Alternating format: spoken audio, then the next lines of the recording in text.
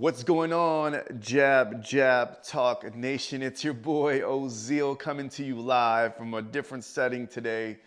I'm just wrapping up work and I just wanted to jump on here because I've been catching a lot of the YouTube content, watching a lot of the interviews, even watched a fight this past Saturday between Canelo Alvarez and Jaime Munguia.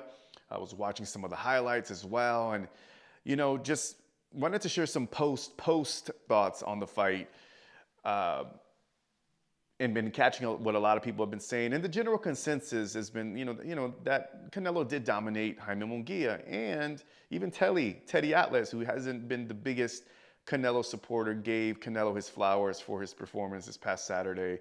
And watching the video, guys, it goes. There was moments where when I initially saw it, I'm like, man, is Canelo, slowing down? There was moments where I'm like, man, he could have finished him off. And I see what Terence Crawford, he tweeted and said that Canelo carried Munguia, and I can see where that was coming from, because watching it again, I felt like there was a lot of opportunity there for Canelo to finish Munguia. And even the small things where I felt like Canelo could have bullied him a little bit and really dominated even more and put some hurt on him, he kind of backed away from it. And I felt like obviously there was a little bit of respect there for Jaime Munguia, and he decided to take it to 12 rounds for his fellow Mexican contender.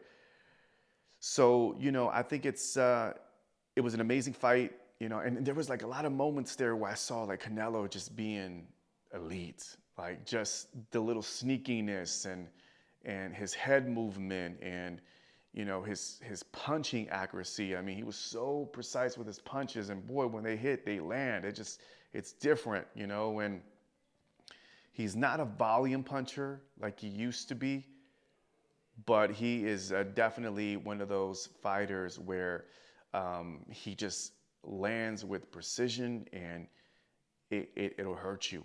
It'll hurt you, and I felt like it's just compounding those punches that puts his opponents away. And I just think that this version of Canelo is still elite level.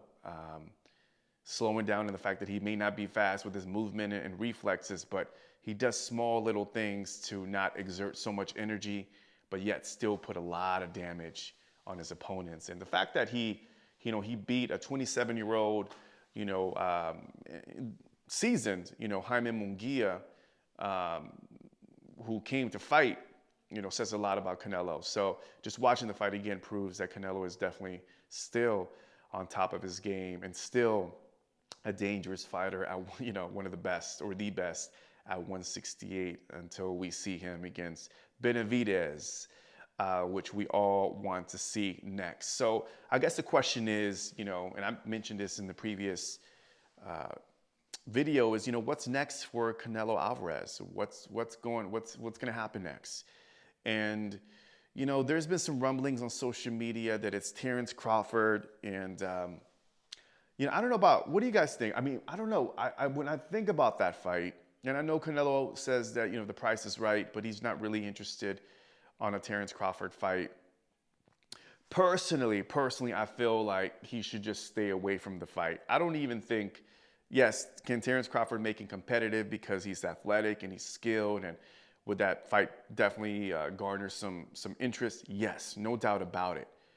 But I think what Canelo's biggest concern with that one is, you'll be damned if you do, damned if you don't. And it's been kind of his career, and all the criticism he's been getting is that, he fights Terence Crawford, they're going to say that he definitely beat the little man again, and I think there's nothing there. It would be all for Crawford to go up at 168 and make history. And I'm pretty sure if the price is right, Canelo will take that fight. I don't think he's afraid of Terence Crawford. But I just don't see it. And there's another part of me that just thinks that Terence Crawford doesn't deserve it. I mean, this is a guy, 147. He has a fight at 154, jumping to 168. I'm like, dude, I want to see him against, the top dogs at 154. I would love to see him against Virgil Ortiz, Tim Tszyu. I think there's a lot of really competitive fights at 154 for Terence. And there's something that's telling me that he's just, because he hasn't been so active, that he just wants to cash out. There's a part of me that, I don't know, I think he's trying to say, I've done what I've done at 140, 147, beat Errol Spence, And now I feel like he's just looking for the big, big paydays. I just don't like the way he's kind of moving right now.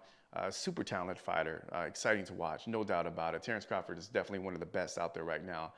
But, at least Gervonta Davis is active. He's fighting. Canelo is fighting, is active. Benavidez is active, fighting. Virgil Ortiz. And you see all these other fighters that are really active and putting in work, and fighting. Terrence Crawford is just lay low, just low key, and he just wants to surface up and be like, I'm the man, let me fight the big dog. I just don't think he deserves it. I think that David Benavidez 1,000% deserves it over Terrence Crawford. So that fight needs to happen over Crawford. I'm not interested in the Crawford fight. Let me know what you guys think down below in the comment section, but I don't think it's worth it. And unless they pay him probably, $250 million, I don't think it should even take that fight. There's nothing that he can give outside of just the excitement of what's going to happen, with the two big dogs fighting. But I think the big dog is Benavidez, no doubt about it. So I don't know. I've been thinking a lot about what's next for Canelo. I think we're going to see Edgar Berlanga. I don't think he's going to fight a big fighter. I think we're going to see him kind of take the break off. I mean, he fought Munguia, which was a competitive, for what it's worth, it was a big fight for him. And I think, Edgar Berlanga, Puerto Rico, Mexico, there's that whole narrative. He's friends with Eddie Hearns. He loves Eddie Hearns, and I think they're going to make that fight happen. And I think he's going to be able to give Edgar Berlanga some change, and Edgar Berlanga will look at that as the biggest paycheck ever and say, well, why not? Let me take it. And he would be honored to be in the ring with Canelo. He was even singing like some Mexican music at the fight and all that. So he's eating it up, and he's definitely selling that fight. But again, I mean, Edgar Berlanga, really, he hasn't really fought anybody. I mean, if he beat like a Jaime Munguia or a Caleb Plant or somebody up at that level, then, we can, who was the other guy? Pacheco, or Diego Pacheco would have been a good fight. But he hasn't beaten anybody. So, but that fight may happen just because I think, Canelo, at the end of the day, he is picking his fights. He's being very calculated. And, he deserves, just like he said at the post interview. He was like, I'm Canelo and I deserve, I fought everybody, and he did fight.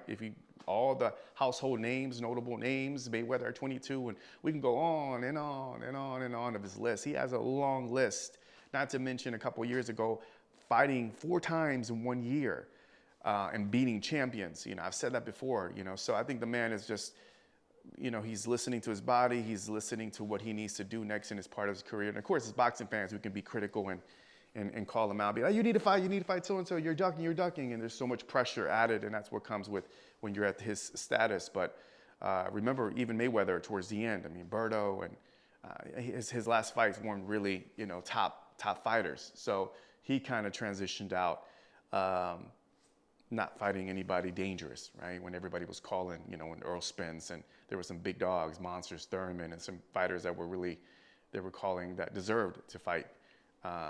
He wasn't fighting those fights. So not to mention Pacquiao. That shit could have happened a lot sooner, 4 or 5 years before, but Mayweather waited, So again, there's no criticism. It is what it is. I think Canelo deserves to fight whoever he wants to fight. And I do feel like maybe Edgar Berlanga, not as a tuna fight. I think it would be, interesting. Not really. I think he'll beat Berlanga. He'll knock him out within 5 rounds, less than that. But I think he just deserves a fight where there's not a ton on his body, and he can kind of coast out 2024 like that with 2 big fights, making money. And then I would love to see him Cinco de Mayo fight David Benavidez. And that's if David Benavidez, see what he does at 175. But we all want to see the fight. And I guess at 168, there aren't too many opponents out there. So we'll see what happens next. I don't know. What do you guys think? Is there another opponent outside of Terrence Crawford, of David Benavidez, you would like to see Canelo fight? Let me know down below. Thanks again for checking out the YouTube channel, Jab Jab Talk. Make sure you subscribe, hit the notification button. Much more content coming up soon, y'all. Appreciate y'all as always, man. Much love and respect. Peace, y'all.